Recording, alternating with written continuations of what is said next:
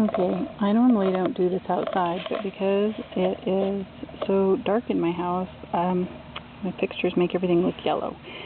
And this is already yellow, so I'm just sitting on the back steps and wanted you to see how I do this. Several people have asked me to show an updated version of my curing toe fungus with hydrogen peroxide video on my channel, The Secret is Gratitude. And I have a blog called thesecretisgratitude.com, and you can type in toenail or fungus on the bottom, search at the bottom of the homepage. There's a search bar where you can type that in and see the post, and you can follow along and see how it was getting better when I was doing the soaks. But then my life fell apart and I didn't have time for the soaks, and so then it stopped healing. And I came up with this method which works for me with my busy schedule and my crazy life. Since January, my mother lived with me for 3 months, dying of leukemia, and was getting blood transfusions twice a week, and I couldn't leave her alone.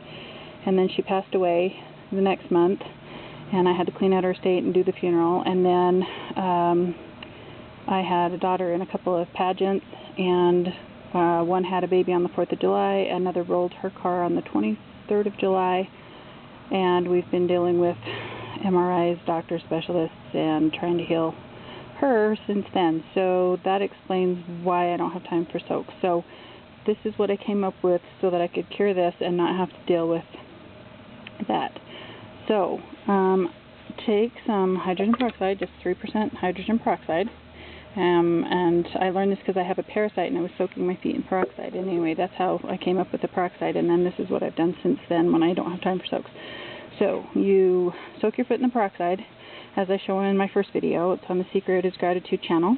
And then once you've soaked it, then you take a metal fingernail thing with a point on it, and you clean out underneath the nail. Now you can see that when you've got fungus, the nail detaches, and so I can just pick underneath there. You can see I can get a little bit of goo off. I do this every day, so I'm cleaning out any dead fingernail goo, any dead skin, any fungus at all.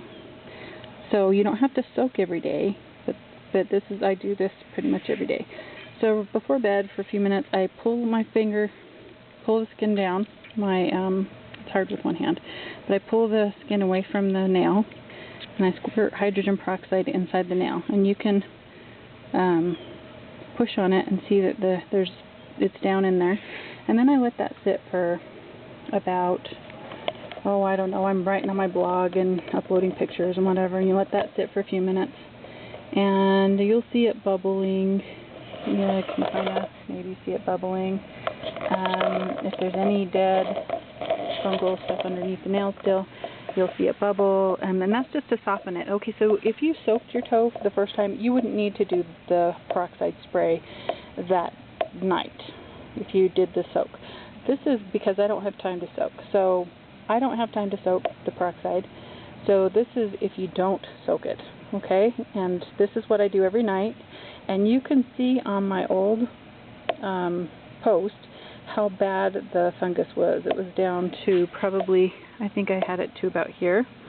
Now this looks a little yellow down here, but the fungus is up to there now. This is healed. It's just the nail is a bit bruised, so it's kind of growing in a little square, but that is not normally yellow. That's because of the oils. So the damage is right there and up where it's dark. You can see. And if I try and put my file down into this lower area, it's not. It's healthy tissue. So when I started, it was the soaks. It was all the way down here, and then I started the soaks, and it came up to about here. And then I didn't have time for the soaks, and then it started to move back down, and then I started this method, and now it's up to here. And it was clear, maybe you can see it, but it was clear all the way over to here. So that was down here. So it started down here, and it came up, and then it went across the toe, at the top of the toe, over to here. You can kind of see there's a little bit left right at the top over there. But now I just have this last little bit right here, and it's growing out great. I mean, it's still a little... The toenail is a little bit damaged, but it will grow out normally. The reason it's damaged if you look at my other toes, I went hiking in a river, and I walked about 3 miles in the river, and I got rocks in my shoe, and the rocks damaged the nails and underneath the nail. So this one is black, it's growing out, but you can see the nail is all damaged. This one had a rock and the nail's damaged, and this corner where that is, kind of here is damaged up like that, but it's growing out fine normally. It's just because of the hiking that I did that it's a little bit, the nail is a little bit ski-wampus right there. But so yeah, after a couple more months now, it should be all grown out and it should be good. So you take the peroxide, you spray it in there if you aren't soaking. If you soak, great. You just need to pick it out with this.